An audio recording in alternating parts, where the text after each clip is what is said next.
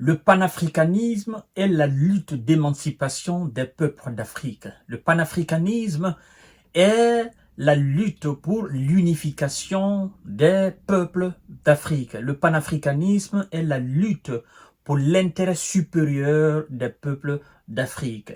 Et le panafricanisme, alors, mesdames et messieurs, et un panafricaniste, c'est un véritable diplomate. Un panafricaniste est un véritable diplomate.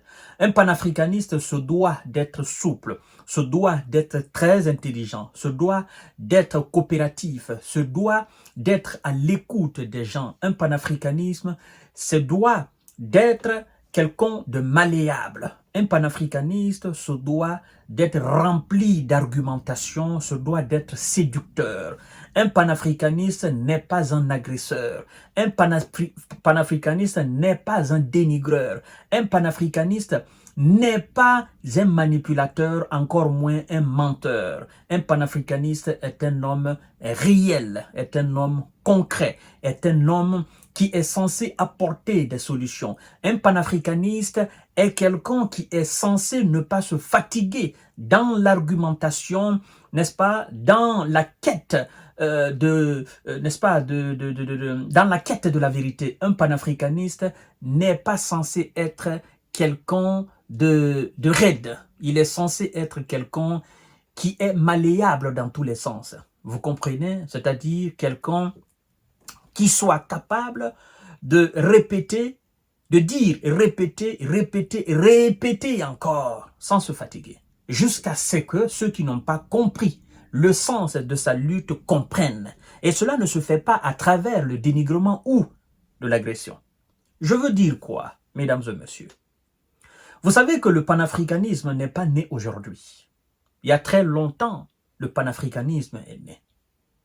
Et les pères fondateurs de cette doctrine ne sont plus là aujourd'hui. Mais l'esprit reste et demeure. Parlant de Kwame Nkrumah, parlant de Ahmed Sékou Touré, parlant de Thomas Sankara, pour ne citer que, il y en a tellement eu sur le continent africain. Mais ils se sont toujours heurtés à l'esprit divisionniste en Afrique. Ils se sont toujours heurtés par des esprits faibles, manipulables par l'étranger. Et c'est ce que nous sommes en train aujourd'hui encore d'assister, mesdames et messieurs. Vous ne pouvez pas être un panafricaniste et prendre des armes pour aller convaincre quelqu'un. Non. Le panafricanisme, c'est à travers les discours et les actes. Les actes, naturellement, sur le terrain aussi. Vous ne pouvez pas révolter les peuples contre des dirigeants d'une certaine manière. Ça ne se fait pas. Ça, ce n'est pas du panafricanisme. Vous comprenez? Vous devez être souple. Vous devez pouvoir convaincre la masse, c'est-à-dire les peuples. Et plus loin, vous devez avoir cette capacité de pouvoir convaincre les dirigeants à la tête de différents États. C'est très important. Vous savez, quoi que nous fassions, nous sommes le peuple. Et l'implication de nos dirigeants dans notre lutte panafricaniste, elle est très très importante, cette implication. C'est ce que nous demandons d'ailleurs. Lorsque vous voyez aujourd'hui à la tête des différents États d'Afrique et que bon nombre parlent en réalité de l'unité africaine, mais ne font absolument rien dans le sens véritable, c'est-à-dire sur le terrain, ne font absolument rien concrètement pour cette unification, vous vous dites qu'il y a quelque chose. Je vous donne un exemple. À la tête des différents États d'Afrique, les 50 et quels États d'Afrique aujourd'hui, mesdames et messieurs, le panafricaniste, dirigeant, chef d'État, il est compté du bout du doigt. Sur les 50, je ne pense pas qu'il y a un véritable, c'est-à-dire, je ne pense pas que ça dépasse 5 panafricanistes. Je ne pense pas. Entre les chefs d'État africains, je ne pense pas. Ça ne dépasse pas 5. Véritable, qui manifeste et qui se bat réellement pour l'unification de l'Afrique, c'est-à-dire l'unité véritable de l'Afrique. Qu'on parle et qu'on dise concrètement les États-Unis d'Afrique. Je ne pense pas que ça dépasse 5. Et donc, c'est une lutte permanente. Vous comprenez? C'est une lutte permanente. Maintenant, je voudrais quand même dire à mes frères et sœurs panafricanistes, au sujet de cet État qu'on appelle le Sénégal et ses dirigeants d'aujourd'hui, et les autres États d'ailleurs, je voudrais leur dire que ça ne sert à rien d'être agressif envers ces États. Vous savez pourquoi je dis que ça ne sert à rien? Parce que lorsque vous devenez très acerbant, très vexatoire vers ces dirigeants et vers ces peuples, ben, finalement, ils vont vous sortir le slogan que nous tous nous connaissons. Nous sommes un État indépendant et souverain. Vous n'avez absolument rien à imposer sur nous. Nous prenons les décisions qui conviennent à notre peuple. Et le peuple vous dit la même chose. Vous savez, lorsque vous tapez souvent sur les dirigeants d'un peuple, que vous tapez souvent, à un moment donné, le peuple vous dit, on en a marre de vos critiques. Laissez-nous, nous sommes indépendants, nous sommes souverains. Nous sommes d'accord avec nos dirigeants, comme ça. Regardez par exemple l'histoire du Cameroun.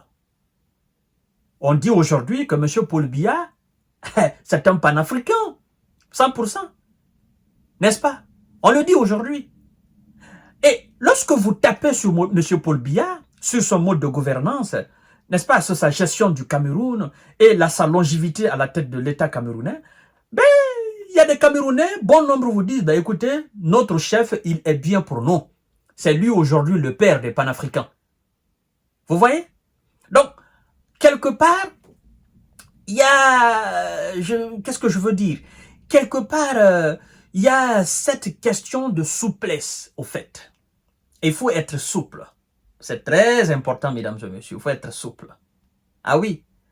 Aujourd'hui, vous dites Ousmane Sonko, il a dit ceci, il a dit cela.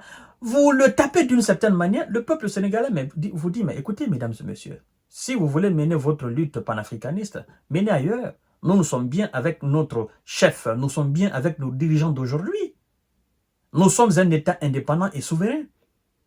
Et nous prenons les décisions qui nous conviennent au Sénégal. Vous n'avez absolument rien à nous imposer. Le Cameroun vous dit aussi la même chose. Vous n'avez absolument rien à nous imposer. Vous comprenez?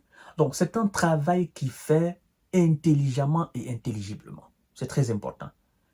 Ça ne sera pas quelque chose qui sera comprise par tous les peuples d'Afrique en même temps. C'est petit à petit.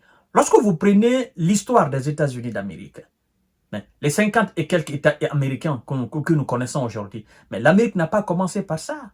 Elle a commencé par quelques États. Et petit à petit, les autres ont compris.